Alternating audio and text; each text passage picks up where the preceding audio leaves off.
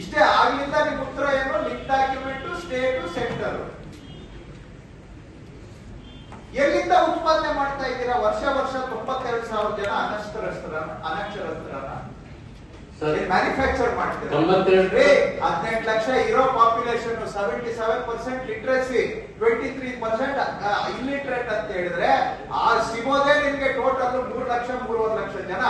32 ವರ್ಷದಿಂದ ಮಾಡಿ 3.5 ಲಕ್ಷ ಜನಕ್ಕೆ ಅನಕ್ಷರಸ್ಥರನ್ನ ಅಕ್ಷರಸ್ಥರು ಮಾಡದೇ ಇರೋದು.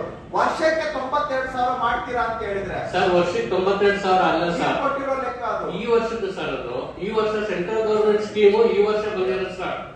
ಮುಂಚೆ ಬರೀ ಹಾಗಾದ್ರೆ 30 ವರ್ಷದಿಂದ ಏನು ಮಾಡೇ ಇಲ್ಲ. 85,000 ಆಗಿದೆ ಸರ್ ಅದು. ಹಳ್ಳಿಗೆ ಹೋಗಿ ಏನು ಮಾಡೇ ಇಲ್ಲ ನಾವು ಸರ್. ಕ್ಯಾಂಪೇನ್ ಮಾಡಲಿ ಕೆಲಸ ಆಗೇ ಇಲ್ಲ. ನೀವು ಬಂದ ಮೇಲೆ ಕೆಲಸ ಆಗ್ತಾ ಇರೋದು. ಅದಕ್ಕೆ ನಿಮ್ ಹಿಂದೆ ಇದ್ದವ್ರು ಯಾರು ಕೆಲಸ ಮಾಡಿಲ್ಲ, ಎಲ್ಲ ತಪ್ಪು ಲೆಕ್ಕ ಕೊಟ್ಟು ಹೋಗಿದ್ದಾರೆ ಸರ್. ಇದುವರೆಗೂ 85,000 ಆಗಿದೆ ಸರ್.